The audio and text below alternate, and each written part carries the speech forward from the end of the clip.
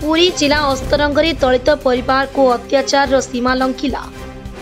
कंगारुकोट माध्यम असह्य निर्यातनार शिकार हेले अस्तरंग आलसाई पंचायत बरांक ग्रामर 23 दलित परिवार। सांबादिक सम्मेलन में निजर दुख प्रकाश करने सह न्याय पई चरम निष्पत्ति नेबे बोली सरकार को चेतावनी देले। उक्त पंचायतर किछि खल प्रकृतिर व्यक्ति माने दीर्घ दिन हेब सेमानंक जमीरु जोर जबरदस्त फसल काटी नेबा और लक्षाधिक टंकार माटी बिक्री करुछंती। प्रतिवाद कले घरे पशि मरणात्मक आक्रमण और महिला मानंकु दुर्व्यवहार करुथिबा अभियोग होइथिबा बेले स्थानीय पुलिस प्रशासन और जिला प्रशासन निर्यातित दलित परिवार को न्याय देवा परिवर्ते नीरव द्रष्टा साजिछंती। एने पिपिली रे आयोजित सांबादिक सम्मेलन रे उक्त 23 दलित परिवार पुरुष और महिला माने एकत्रित हुई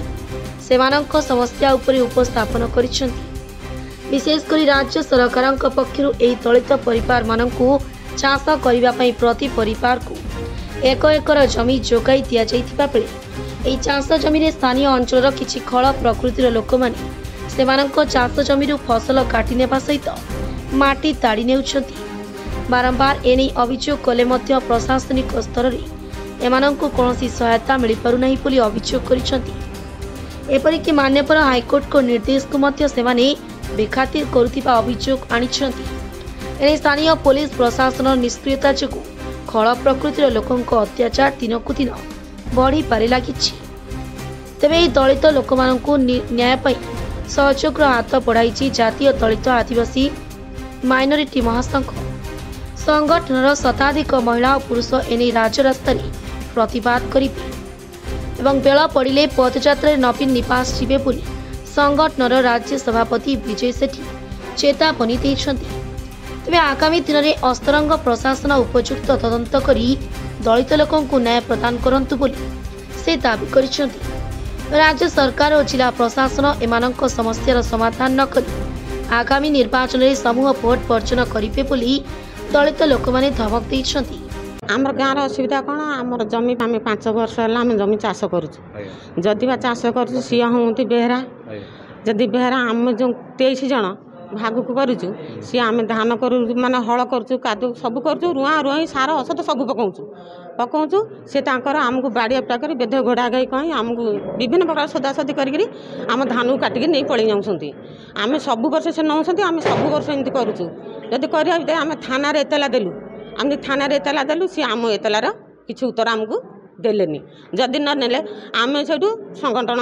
आश्रय नेलु आ जदि से किसी न ये न करेंगे आम तर उपरको आम जहाँ करूँ आम जो जापर है असुविधा कौन ये हूँ नहीं जाऊँ धान काटिक धान काटिक नहीं बाड़िया पिटा कर आम घर द्वार पशि आम बहु गुआसन झुआ ना नहीं आम घर द्वार सब आम रोड दाड़िया घर आम घर द्वार पशिक सब नोटपाट कर बाड़िया पिटा कर जिनस पतर सब नहीं जाऊँ भांगा फिंगा कर दौरान या कई कथा आम कथा शुणुना आम कौन कर आम जमी आड़ुआ लोग नबू ना नहीं आमर यहाँ 5 वर्ष है এটা স্যার আমার 5 वर्ष है 5 वर्ष मन प्रतिया दास अभियोग आमर या जे आम बिल आम चाष करूँ से मैंने काटी नहीं जाऊँ आम मार धर कर विभिन्न प्रकार भाषा गाड़ी गुलस दौरान आम घर को आसी जिनस पत्र फोपड़ा फिंगा कर गाड़ी दौरान एमती आम बिलू धान काटी नहीं आज 5 वर्ष है आम हैरान कर पिला छुआ धरिकी रहीकि आम गरीब लोक खाया पीवा पाऊनु बहुत जिनस बिका माने भांगी तुटी ये करदे आमको मार धर विभिन्न प्रकार भाषा भाषा मैंने कही हेनी से भाषा गुड़ा एमती आमको असुविधा सम्मुखीन कर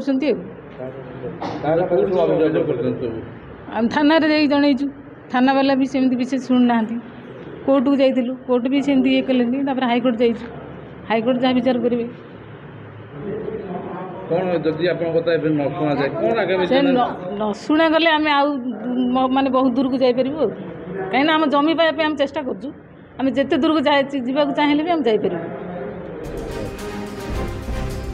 पिपिली प्रशांत दीक्षित रिपोर्ट डुमाणी टीवी।